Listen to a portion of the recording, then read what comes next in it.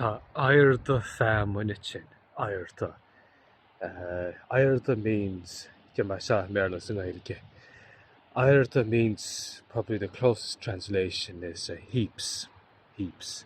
For the airde feamhaine agus it's in fresh like chip. And over there as well. Lasu Harkin and Gary. Wonderful, great fertilizer for the garden. Agus hug my lum the crates. I brought these crates with me. I've no bags. Need aim all on. Aim all masha. Did on the crates. So these crates will do a couple of kilos. I have about 10 crates all in all. So that should do 2 small ridges, I'd say. Calm with the berg. Air the famine. Air the famine. Heaps of seaweed. It's like kyo on.